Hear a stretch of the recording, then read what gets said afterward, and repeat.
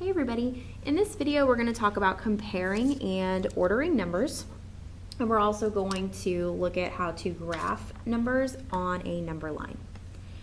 So whenever we're comparing two numbers, we really have three options. If I'm comparing A and B, I could have that A is less than B, I could have A is equal to B, or I could have A is greater than B. So this symbol here, that's less than. And then we've got equals and greater than.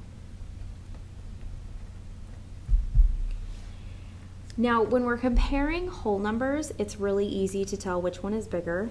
Same thing with decimals. The problem happens whenever we end up with fractions or mixed numbers. Unless they have common denominators, it's really difficult sometimes to be able to tell which one is bigger.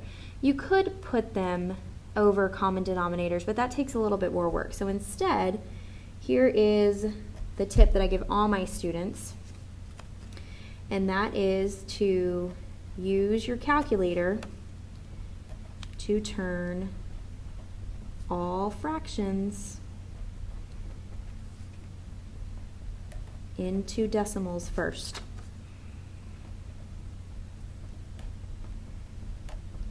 So get everything into a whole number or a decimal form, and then it's much easier to be able to compare them. So let's look at an example. We're going to compare -3/8 and -1/2. So these are both fractions. Just looking at them, I think I might kind of have an idea, because I know that 1/2 or -1/2 is going to be right in between 0 and -1. -3/8, that's kind of hard for me to be able to really think about this in my head. So what I'm going to do is I'm going to use my hint, and I'm going to turn these fractions into decimals using my calculator.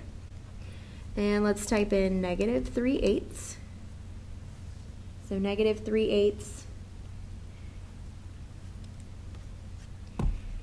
is -0.375, and -1/2 is -0.5. All right, now that they are in decimal form, it's a little bit easier for me to tell which one's smaller and which one is bigger. Now here's where you have to be careful. We are dealing with negative numbers. Your first inclination is probably to say that the 0.5 is bigger than the 0.375, because 5 is bigger than 3. However, because we're dealing with negatives, that is not the case. The -0.375 is actually bigger than the -0.5. So for this one, -0.375 would actually be greater than -0.5. So if I wanted to write out my final answer, I could say that -3/8 is greater than -1/2.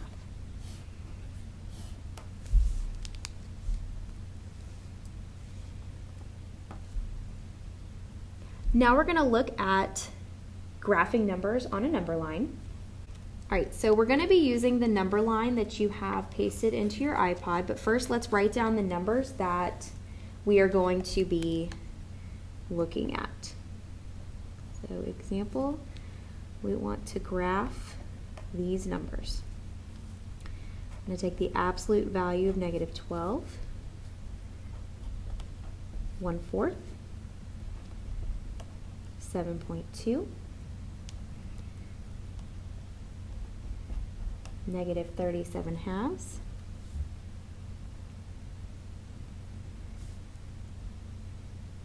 -23/2,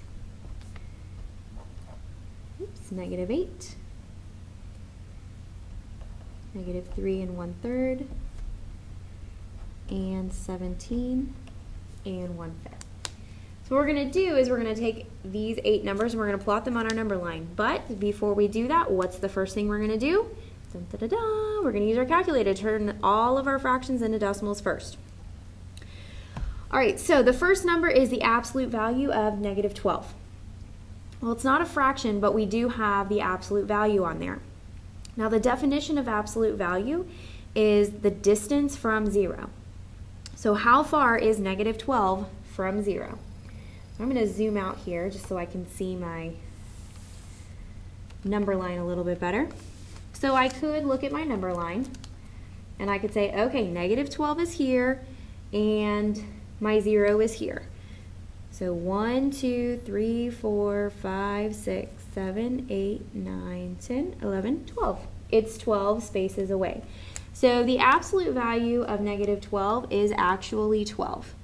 So I'm going to write that above my negative 12 just so that I know what numbers I'm going to be plotting. All right, let's do the other ones. So 1/4, I'm going to use my calculator, 1 divided by 4. So that gives me 0.25. 7.2 is already a decimal. I don't need to do anything with it. Negative 37 halves is negative 18.5.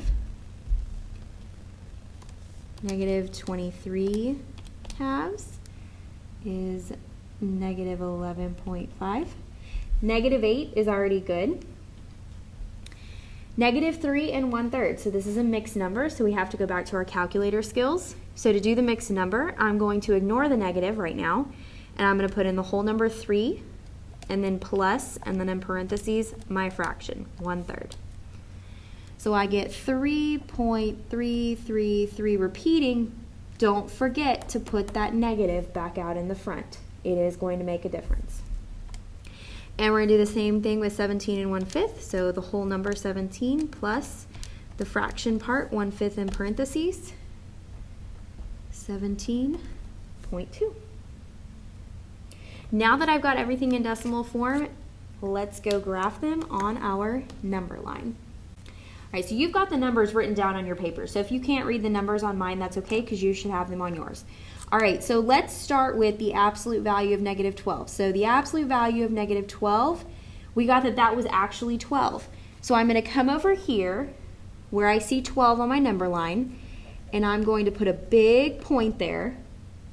And then above that, I'm going to actually write what we're plotting there, and that happens to be the absolute value of negative 12. I'm not going to write 12 because the original number that it asked me to graph was the absolute value of negative 12.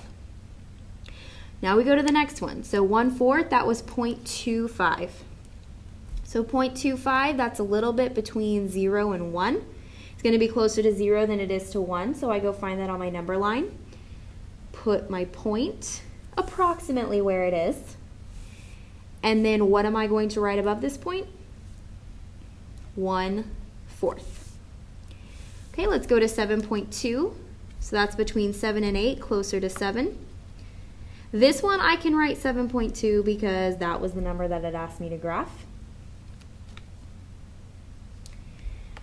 Negative 37 halves, so that came out to be negative 18.5. So we got to go way, way, way to the left over here. And we're right in between negative 18 and negative 19. So I put my point, and that was negative 37 halves.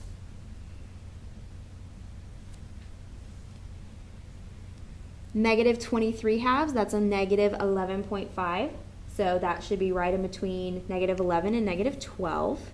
So I put my point, negative 23 halves.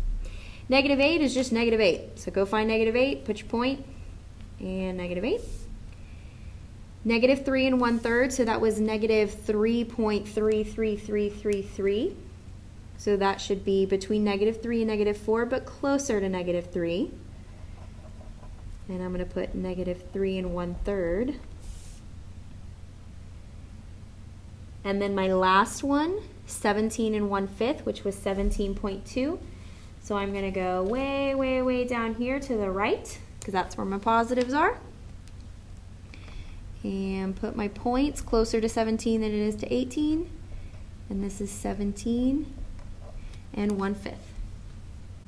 So now, if I needed to order these numbers from least to greatest or greatest to least, it's already done for me. If I go least to greatest, I'll start at the negative 37 halves and work my way this way.